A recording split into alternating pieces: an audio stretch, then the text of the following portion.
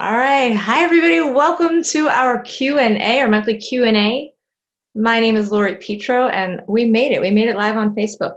So welcome again. How is everybody hanging in there? We are at, my goodness, we are halfway through the year already. I can't believe it. But let's get right into it, right? Because I have a bunch of questions that came in, things that were emailed in. Everybody, everybody's going through some different things right now. It's a strange time for sure. And my goal here for you guys is not to tell you how to parent. I just want to start off with that because I really have I'm not interested in telling you what to do in your home. Do I have solutions and strategies? Absolutely. But my biggest goal is for you to walk away feeling like you have resources to draw on that come from inside, that you have learned to manage your anger, to support your own stress and need for connection and meet your needs outside of your family relationships sometimes. That's really important because then you'll be able to come back in and look at behavior from a completely different perspective. So my goal is to support you to find the answers that work best for your kid, because every kid's different. I think every time I come on, I talk about the reason why one 8-year-old is, slamming doors or calling his little brother names, and the reason why someone else's 8-year-old is doing that may be completely different. So I want to help you look inside at what's going on in your home so that you can figure out, how do I help my kids? Do I need to support the connection? Do I need to help them find new ways to regulate their stress? Or do I need to maybe work on a skill that they're missing or something, focus, attention, self-regulation? We talk about, I want my kids to be responsible and I want them to follow directions, but those are really, they're sort of outcomes. They don't talk about the skills that children need to be able to actually accomplish those expectations. So that's what I want to refocus on today. So if you have any follow-up questions for that, I really want to help you look at your kids and figure out what exactly is going on with my kids so that you're not relying on outside advice or feeling like in the moment you don't know what actually to do. So I have some questions about a mama who has a 14-year-old and a 9-year-old. Can you guess what the 14-year-old? He's a 14-year-old boy. This is a challenge. I actually was just talking to another parent the other day about their 15-year-old boy who is also having the same challenge. And this is about video games, screen time, kids getting off to do homework, to meet their responsibilities. The mom that wrote in actually talked about that her end goal, because I asked, when you guys write in, I ask you, what is it that you want to happen? What is the goal that you're hoping for? And she said that she wants to be able to encourage her son without hurting him. But I liked that she distilled it down into, I want to encourage him without hurting his feelings, because it sounds like what was happening is that everybody was, like sometimes mom was really flexible and then sometimes she was like up to here and then she was no longer flexible and would snap. And so what happens is, then we get into these cycles of arguing and it's like, we're okay, we're okay, we're okay. And then we snap. It's like, I can tolerate, and then I snap. But we're never actually working. What we're doing is we're reacting to behavior in the moment. We're never actually coming to a point where we say, okay, I figured out what the challenge is. Like, here's the expectation and the behavior that I want.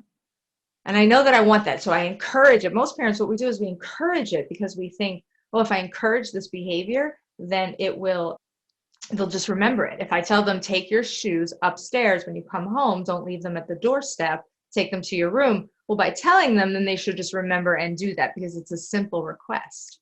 We think it's so simple. But that's also like saying, if you go in to play tennis for the first time and I say, it's really simple. You just take the racket. And when I hit the ball at you, you swing it down like this and you hit the ball.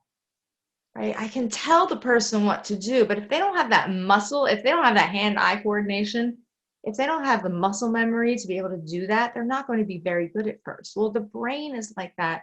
And a 13 or 14-year-old brain, they're so capable and they're so tall sometimes and they're so even eloquent sometimes. And then we wonder, what is it that makes you not be able to do this when you get so frustrated?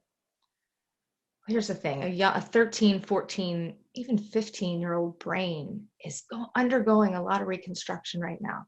So what does that mean? It means that all of those skills and abilities that we want to be effortless and just flow, they're not easily accessible. The brain is focused on a lot of different areas. So kids may be, they're not as fast and as articulate and as able to be flexible as we think. They're not able to transition as fast. If they're really working on something that's important to them, it doesn't mean that they're trying to just get what they want. Often I'll ask parents, well, what is it that's really getting in the way? And they'll say, well, my kid, and actually I heard some of this, if he's not getting what he wants, then he just won't do it until I yell. And I think that we're giving our kids too much leeway. We're waiting for them. Like we're saying, oh, here's the boundary over here. Please come to it and don't go any further. And they're like, you know what? I'm going to go this way. But thanks for letting me know. And we're like, no. And then we get mad. But instead, we really have to figure out how to contain them. Of course, we want to do it without hurting their feelings. But that doesn't mean that we just go, oh, okay, you need more time. I'll give you more time. On one of my cards, actually, I have a card that is in the conscious communication cards that is called time to stop. So how many people have gone up to their child playing a video game or watching TV and said, it's time to stop? We want to avoid the threats. We want to avoid things that sound like I warned you that it was time to stop and put everything away. That automatically it's going to make our kids freeze up. They know what's coming and they know what's probably coming after. But if we can just stop and notice, you'd rather finish what you're doing. It's time to stop. I'll help you shut off the game if you like, or you can do it.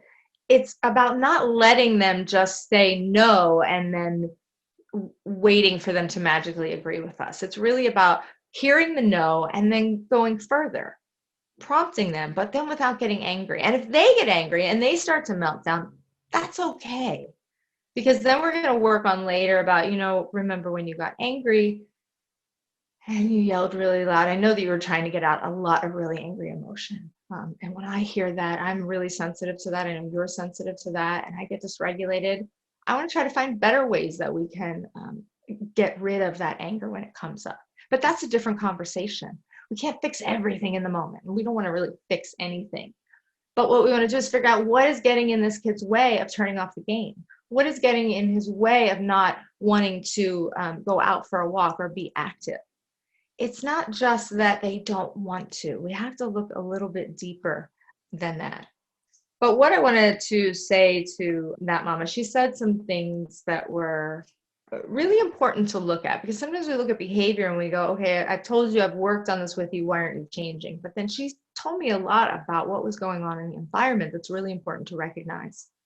One of those things is that there was a lot, it sounded like her and dad were arguing about maybe how to discipline and then possibly with each other about other things. But what that's going to do is, and here's the thing, this is not like, oh, never argue. It's about how do we take care of our kids when there is arguing going on or when there's a lot of conflict in the home? How do we take care of ourselves? How do we come back and repair? Are we doing that? Are we making the effort to say, I know that you heard dad and I arguing, and it was probably, first of all, it's not something that I want you to worry about, and it was probably really upsetting. And I'm sorry that you had to hear that. Letting kids know that you're just aware of things that aren't their responsibility, like our needs, when we can't take care of our needs, and when we're not taking care of ourselves, then we often will put it on our children to do that. And what we want to make sure that we always do is check in with what is making me become reactive in this moment. Because if no one's going to get hurt, then we want to make sure that we're not just being flexible because we're feeling regulated, and then as soon as we're dysregulated, we become inflexible and snap. Because then what are we teaching our children? Well, you can hold it together until you snap, right? We have to be, again, conscious, not perfect. This doesn't mean that we never get upset. It just means that we become aware and don't expect more from our children than we're able to show what kind of, that we're able to show that kind of behavior. We can't expect more from them than we're able to actually accomplish on our own. So the first thing I would do is not worry about how to keep encouraging your son but I would worry about, what do I need? What's missing from my environment right now? What is causing me to snap? Am I afraid to set a boundary because I can't handle the dysregulation that my son experiences when I do set that boundary? Because kids are going to push back. And they're going to push back and they're going to say, I don't like this. And we can say, you don't think this is fair. You know what? I don't like being screamed at, but you can be angry and I'll be here to help. But how about you go in your room, or can you find a place where you can let this out, not at me, but then let's come back together. I want to hear what you have to say about this. Just making kids feel safe. This isn't coddling them. This is saying, I'm putting a boundary for myself. I don't want to engage with you like this. This isn't going to be productive, because again, he's 14, right? We can have these kind of conversations. But it's important to me what you think. And the kid might walk away and be like, fine. And they'll walk away and they'll cross their arms and they might even slam the door. And we can talk about that later. We can come back and say, when you slam the doors, what does that do for you? What are you really worried about? Are you actually worried about they're going to break something? Then share that. Does it just bother you because you're so sensitive to the sound? Share that. But don't make it about you have to be respectful or you need to learn a lesson, because children, especially as they get older, they're going to push back against that. So the way to encourage him without hurting his feelings is just to honor what's going on. I know that we're having a lot of trouble connecting and I miss you. And I know that it's not always fun to hang out maybe with us because you're, 14 now and your brother's 9 and you guys are interested in different things, but maybe we can do something together, just the two of us. Work on connection before you start to work on that screen time. All right. That is what I have to say about 14-year-olds, because I have one, you guys. I have a 14-year-old and she loves her YouTube and she loves her TikTok and she loves all of those things. But we definitely have times where we're like, okay, it's family time. We don't call it that. We're not like, oh, it's mandatory family time. But it's like we're going to have dinner together. We're going to play a game. We're going to watch a show. We're going to play with the cats. We're going to take the dogs for a walk. Like there's so many different things that we do together that helps when then I have to go in and set that boundary. Kids feel connected, right? They don't feel like they haven't been checked in on for all day, because they're teenagers. They can hide out in their room and not necessarily, we think they don't need us or that they don't want us to actually check in and see how they're doing, but they really do. And it goes a long way towards your influence when you actually have to set limits. And kids are like, okay, I know that you respect me. I know that you're supporting me. I know that you're helping me, instead of you're always nagging me. I feel like I can never do anything right. You're always telling me that I need to try harder, and all of these things that actually just give us the opposite behavior than we're actually after. But I'm going to go on. I have another question about some preteens, tweens, as they are called these days. There's a 9-year-old and a 12-year-old, and I'm grouping these together because these are really similar. And this is about kids who are backtalking and kids who have, as this mama puts it, a giant attitude. I know that. I feel like that was something I heard a lot as a kid.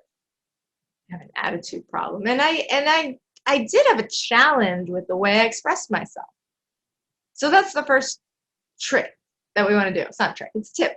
It's the first thing we want to do is flip the way that we describe the challenge, because we want to take out, if we say you have a giant attitude problem, she has a giant attitude problem, my daughter, my son, they have a giant, like just saying that, like say it over and over to yourself, doesn't it makes me just, I want to like hyperventilate just thinking about that. It makes me very uneasy. But when we say things like, it's challenging for her to express herself, so much different. It just takes a little bit of the judgment out of it. I don't know if any of you guys notice the difference. It definitely feels lighter to me to even just say, to talk about. So when we talk about challenges and we add in all of this language that says what I think about the behavior, like, giant attitude problem or never listens. These are just sort of our judgments, our interpretations. But what we need to do, remember, we need to go and figure out what's getting in the way of this child not showing the expected behavior. If we push down harder on the behavior with rewards, punishments, because here's the thing, what is punishment going to do? Little kids, bigger kids, depends, right? They might manage to avoid just enough to scheme their way out of punishment. They may go after rewards to boost their self-esteem and make them think that they're worthy and powerful. Like, look at me, I got these goodies because I did something right.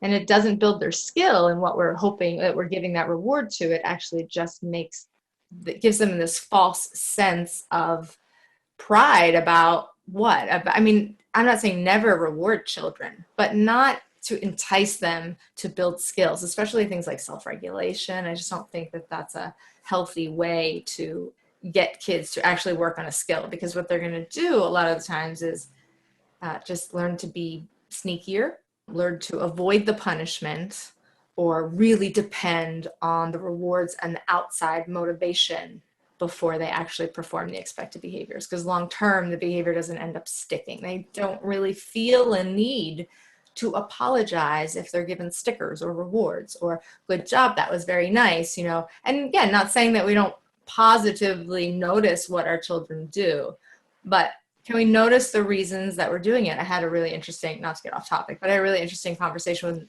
another parent educator who has a young son, and she wanted her son to remember to turn out the lights. And it was like going from like, what can we say? She's like, what can I say? Like, thank you so much for doing that.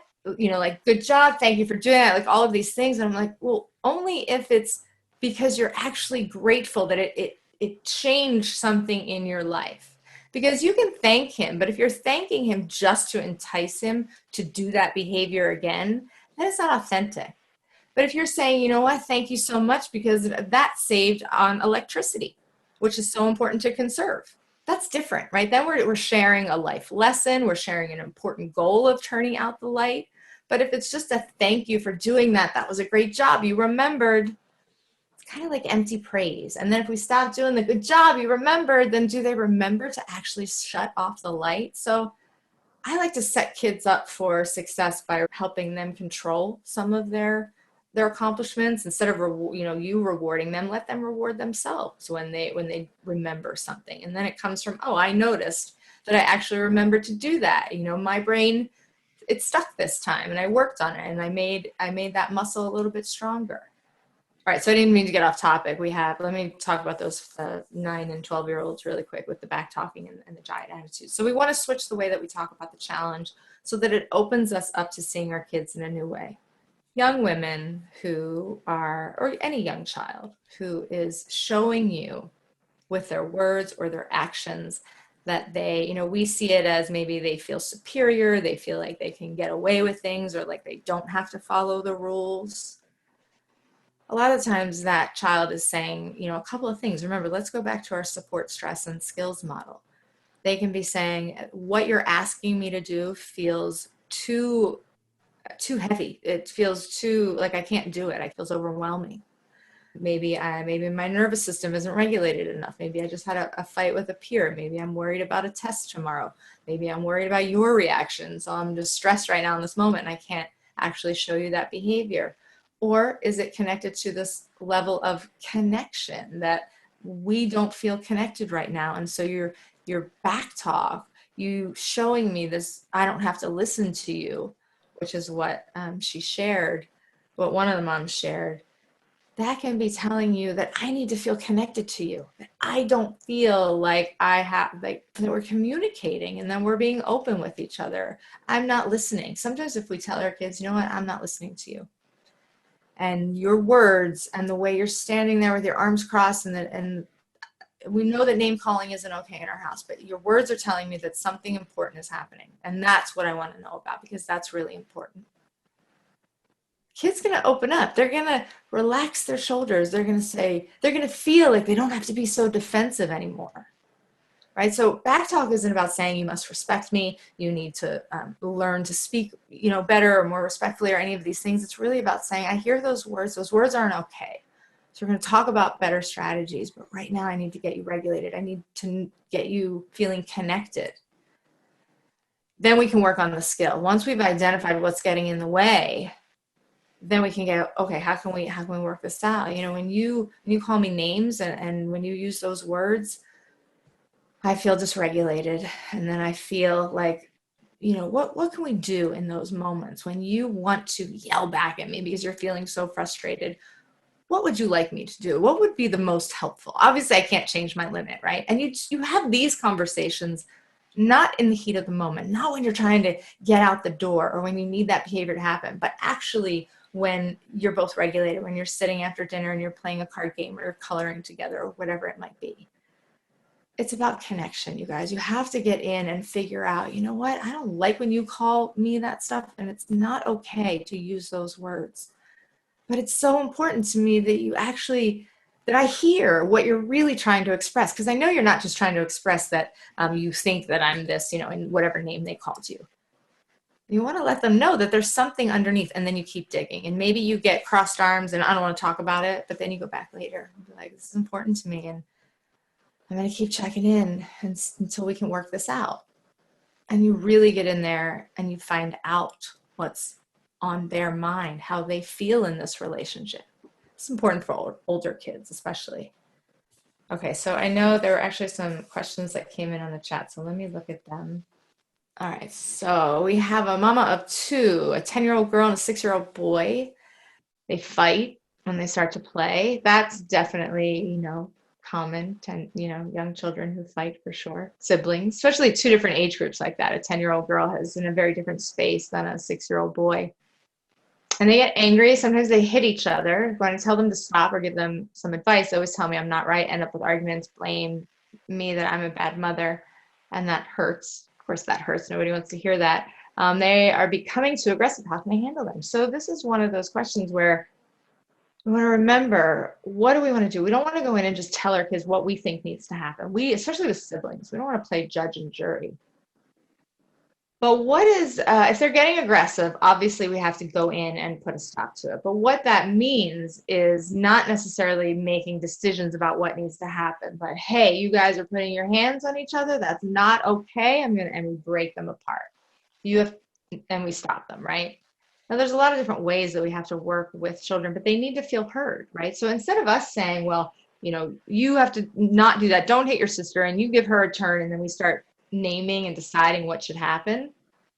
If this is a time, we have to first get everybody regulated, right? We can't talk about what they needed or who hit who first or any of that until they're feeling calm. So if they're actually aggressive, then the first thing you want to do is really just break them apart, not send them away, but break them apart.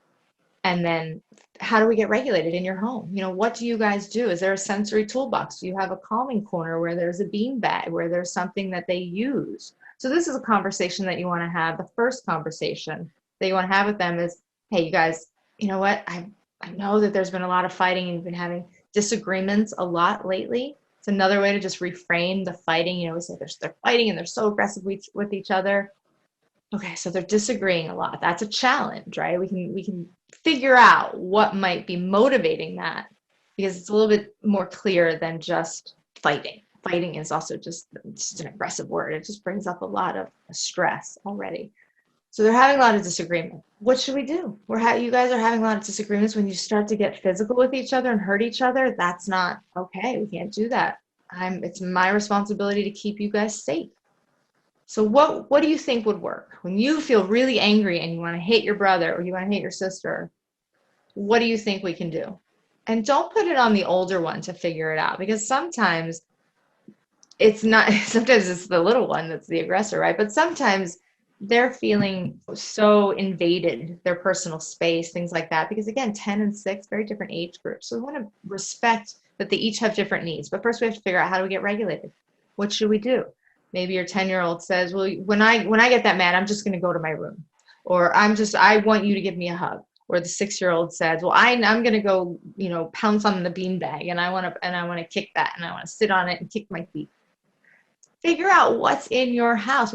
Kids need tools, right? So we can't just tell them, stop, calm down, don't be angry. I used to play a lot of tug of war with my daughter. So when she would get angry, she would grab one end of the blanket and I would grab the other, and just that pressure of pulling, and I would try to pull and she would pull, and I'm like, I'm going to help you hold all of your mat and put it in this blanket and I'm going to take it. And just that action would just help her release. And we did a lot of massage and hugs and cuddles because she liked that. But some kids need privacy. Some kids need space. So you got to figure out what your 10-year-old and 6-year-old need to regulate. That's the most important thing. When it comes to communication, this is about figuring out, what do you need? Okay, I saw you hit your brother. That's not okay, but it looks like You got really angry when he got too close to your Lego set. Identify what happened that led to that behavior. If we want to have conversations, and we can't have them so kids are regulated, but we have to actually not just stop behavior, but say, I recognize that this is what you needed. You needed space. You wanted privacy. You were working on something important and he stepped on it. You wanted your sister's attention. And so you kicked her Legos because she wasn't looking at you and you didn't like that, right? A 6-year-old who kicks something might be saying, pay attention to me. I want you to play with me. He might not, he might also be saying, I'm angry at you because you're in my way or you're being too loud. But we got to figure out, what is it? What is it that our kids are trying to communicate, and then help them reframe that, help them restate that. And then we can work on solutions, we can work on ideas, but we really have to get regulated and connected before we can get to that point. And we have to do it not in the moment of behavior. In that moment, you just have to worry about, okay, we're stressed, we're regulated, we're going to take a break. Deep breathe, use stress balls. There's so many different things. We have to really figure out, if you have an outdoor space, letting kids get outside, that's another thing that really helps regulate them. But it depends on what your kids need specifically. So I hope that was helpful. Let me know. You can put your questions in the chat again. Let me go back to the chat box. Report back, check in with us, check in on the Facebook group. If for some reason the live kept going off today, but we'll continue the conversation in our Facebook group. So please feel free to check in with us there and let us know how it's going. But take it slow. Remember that it's not about, oh, let's fix everything at once. It really has to be about, what do I need to have? What do I want to happen next? What's getting in their way? And then remember, we can work on that 3-pronged approach to behavior: support, stress, skills. That's what the cards are based on. That is what my whole approach is based on. It's not just about, how do I fix this behavior? How do I change this behavior? It's about, how do I identify what's really driving this behavior and then apply the first aid that needs to help there. Remember, these calls are open to you guys. We have them on the 1st and the 3rd Wednesday of the month right now at 12 noon Eastern time. So if you didn't get a chance to submit your question, or you have something that pops up, we'll get to connect again. Let me see. What do kids do when don't respond at all, even after calling them a number of times? So go up and tap them on the shoulder and say, hey, I was calling you and I needed your attention. Can we chat? Or, if they're in the middle of a game or something, or they're in the middle of a fight where they're dysregulated, or they're really overwhelmed, or they're really excited. Young children, I don't know if you said how old your children were. I saw that, but any young children, if they're living in your house, they're fairly young. We can't just call them from across the room and expect them to answer. We often have to go in and be a physical boundary. I won't let you do that. I won't let you go there. Hey, I'm calling you. I need your attention. Can we chat for a second? And if they say no and shut down, then we have to look deeper. There's something else going on. They're afraid in that moment. They're afraid of perhaps the demand that's going to be asked of them they can't handle. And it's not that they can't actually physically do what's being asked of them, but their mind is perceiving what's being asked of them as too big of a demand on their system.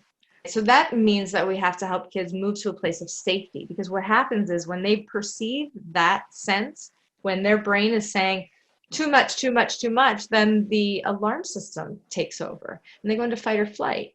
So they are going to shut down. If they're fighting and you're trying to call them, they're not hearing you, because all of their systems are involved in, whether that be just physical roughhousing play, everything's directed towards that activity right there. If they're focused on, drawing or painting, or again, screen time, of course, screen time, forget it. If you need a kid to get off screen time, stand in front of the TV, people. We don't have to do it meanly, because your timer went off, that timer that you set for yourself. I saw that it went off and you weren't able to stop, so I'm here to help. And just form a partnership. Things go so much more smoothly when we can work with our kids and we can solve problems cooperatively and in partnership with them. All right, but report back and let me know how it goes. All right, everyone, thank you so much for joining me. If you have questions, again, as always, email them in or post them on the Facebook group, and we can talk about them and chat next time. Thank you, Linda. Thank you for being here. Thank you, everyone. It was so nice. Even if we didn't get to chat, I hope that you found it helpful. And if you are in the Conscious Parenting Academy, the free academy that we set up, and you haven't delved into the courses, this is one resource that's available. Linda, actually, who's here, is another resource that has so generously offered her time and her expertise. She is one of my certified parent educators who is finishing up her certification practicum, and she is offering one-on-one support. So if you need maybe someone just to chat with and listen, and someone to help you reframe, like we were talking about, please sign up for the Conscious Parenting Academy and check out inside your course program. You'll see Connect with the Parent Educator, and you can connect with the ladies who have offered their time. All right, you guys, thank you so much for joining me. Until next time, please remember, it is about being conscious, not perfect.